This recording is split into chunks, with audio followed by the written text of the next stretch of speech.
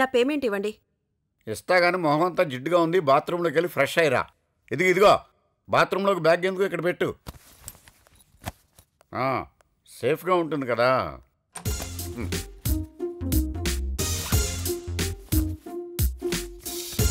ఇదేంటి పూరుగర్రలా ఉంది, 100 రూపాయలతో వచ్చిందేంటి?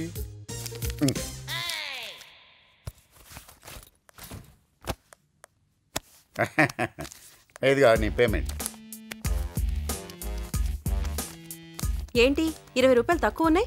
మనందరం కలిసి వచ్చినప్పుడు జ్యూస్ తాగినప్పుడు బిల్లు ఎవరు ఇచ్చారు? మీరే. అదే కట్ చేశాను. సరే కాస్త నీళ్ళు ఇస్తారా? నీళ్ళే కదా, మినరల్ వాటర్ ఏం కాదు కదా.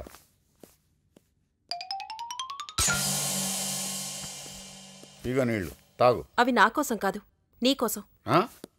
ఎక్కడో తింగరబుచ్చిలా ఉందే ఈ పోరి.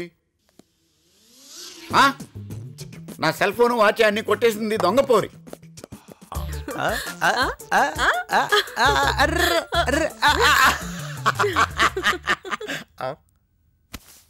ఎవరబ్బా?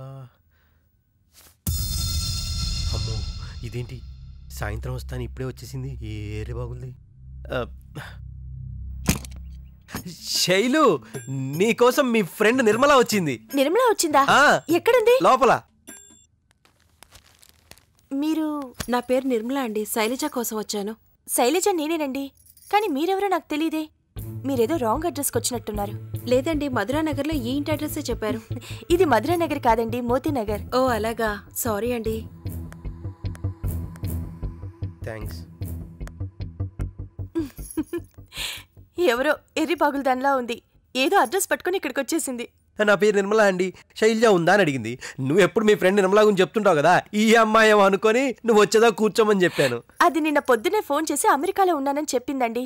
అది ఇంత తొందరగా ఇక్కడికి ఎలా వచ్చేసిందా అని ఆశ్చర్యపోయాను. Crazy girl. దేవుడా, పెద్ద సమస్య నుంచి బయటపడేశావు. ఇంకెప్పుడు పరాయి ఆడదాన్ని లైఫ్లో కన్నెత్తి కూడా చూడను. ఒకవేళ నీ మాట తప్పితే నువ్వే శిక్ష విధించిన దానికి నేను రెడీ.